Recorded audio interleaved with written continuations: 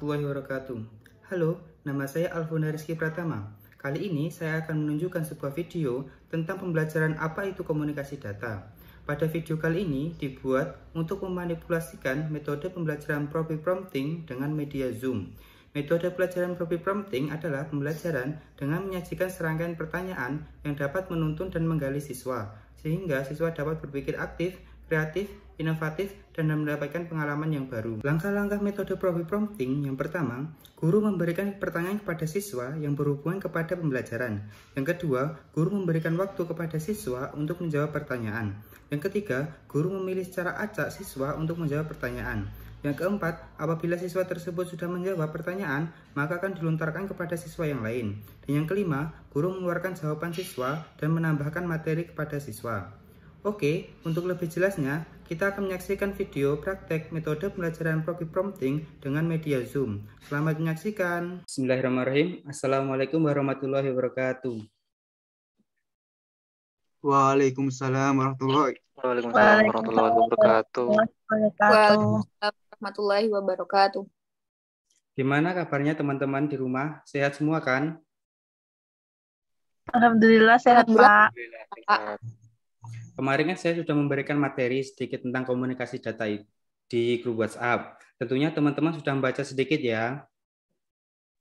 Iya, Pak. Ini Pak saya.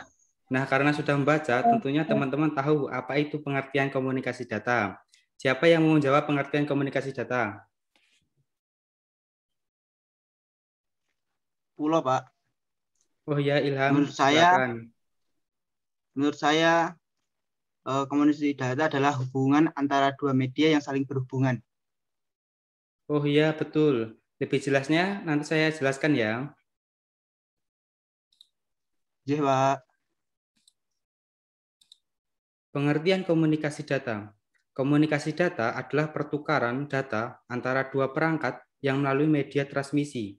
Misalnya, seperti kabel. Untuk bisa terjadi komunikasi, perangkat harus saling berkomunikasi atau telah menjadi sebuah bagian dari sistem komunikasi. Yang terdapat kombinasi dari hardware, peralatan fisik atau perangkat keras, dan perangkat software atau program. Di dalam komunikasi data itu, terdapat komponen-komponen yang mendukung dalam proses komunikasi data. Ada yang tahu komponen-komponennya itu apa saja? Saya tahu, Pak. Oh iya, Mbak Nindi. Apa saja, Mbak, komponen-komponen komunikasi data? Ada 5. Yang pertama itu penerima, terus pengirim, terus data, media, dan protokol. Oh iya, jawabannya benar ya. Nah, pengertian dari komponen-komponen komunikasi data yang pertama ada pengirim. Pengirim yaitu adalah piranti atau perangkat yang mengirimkan data. Yang kedua adalah penerima, yaitu piranti atau perangkat yang menerima data. Yang ketiga adalah data, yaitu adalah informasi yang akan dipindahkan atau dikirimkan. Yang keempat ada media, media atau saluran yang bertugas untuk mengirimkan data tersebut. Yang keempat adalah protokol, yaitu aturan-aturan yang berfungsi untuk menyelaraskan hubungan-hubungan dalam komunikasi data. Nah, di dalam komunikasi data tentunya ada fungsi dan tujuan dari komunikasi data itu sendiri. Coba Mbak Risma sebutkan salah satu fungsi dan tujuan yang kamu ketahui dari komunikasi data. Baik, Pak. Dengan adanya komunikasi data dapat mempermudah pengiriman hubungan antara satu sama lain. Ya, baik. Jawabannya sudah bagus. Adakah pendapat yang lainnya? Saya. Oh iya, Mas Ilham, silakan. Dengan adanya komunikasi data, maka akan mempermudah kita untuk mencari sebuah informasi.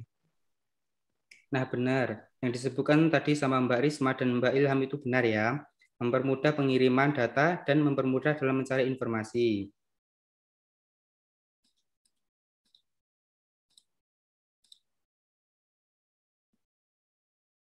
Nah, dalam komunikasi saja, fungsinya dan tujuannya ada 5. Yang pertama adalah efisiensi pengiriman data dalam jumlah yang besar, tanpa kesalahan dan ekonomis, mempercepat penyebaran informasi, kemungkinan pengolahan data, dan juga pengaturan data yang terdapat dalam berbagai macam sistem komputer, memungkinkan orang dan bisnis yang memiliki lokasi geografis berlainan dapat saling berkomunikasi, memungkinkan pengguna sistem komputer dan peralatan pendukung dari jauh atau remote computer use. Kemudian dalam komunikasi data itu terdapat media transmisi komunikasi data, yaitu ada dua. Yang pertama adalah media kabel dan nirkabel. Nah, media transmisi komunikasi data yang pertama adalah media kabel. Media kabel sering disebut dengan guided media, yaitu media yang mengendalikan gelombang dalam jalur fisik kepada si penerima. Dan yang kedua yaitu ada media kabel atau nirkabel, sering disebut dengan unguided media. Media tanpa kabel menyediakan alat untuk mentransmisikan gelombang, akan tetapi tidak mengendalikannya. Ada yang ingin bertanya di sini? Pak, saya izin bertanya. Oh iya, silakan. Kan media transmisi data ada dua, Pak, yaitu media transmisi dengan kabel dan nirkabel. Yang saya ingin tanyakan, di mana terjadinya proses transmisi pada komunikasi datanya, Pak? Nah, pertanyaan yang bagus. Pada komunikasi data transmisi, data terjadi pada transmitter dan receiver. Transmitter sendiri adalah suatu perangkat komunikasi yang bisa menyalurkan sumber informasi ke dalam sistem komunikasi. Sedangkan receiver yaitu suatu perangkat yang memiliki fungsi untuk menerima sumber informasi dari sistem komunikasi. Adakah yang ingin ditanyakan lagi pada materi yang sudah saya sampaikan? Tidak ada ya? Baik. Mungkin cukup sampai di sini materi tentang komunikasi data. Semoga minggu depan kita dapat berjumpa lagi secara daring, dan semoga teman-teman di rumah diberikan kesehatan dan kemudahan dalam proses pembelajaran. Sekian yang dapat saya sampaikan. Kurang lebihnya saya mohon maaf. Wassalamualaikum warahmatullahi wabarakatuh. Waalaikumsalam. warahmatullahi wabarakatuh. Untuk kelebihan menggunakan metode pembelajaran Profi Prompting, yang pertama, siswa dapat menjadi aktif, yang kedua, pertanyaan dapat menarik siswa, dan yang ketiga, dapat mendorong keberanian dan keterampilan siswa. Sedangkan kekurangan dari metode Profi Prompting, yang pertama, yaitu siswa menjadi takut, yang kedua, waktu yang terbuang sia-sia, dan yang ketiga, siswa sulit untuk membuat pertanyaan yang sesuai.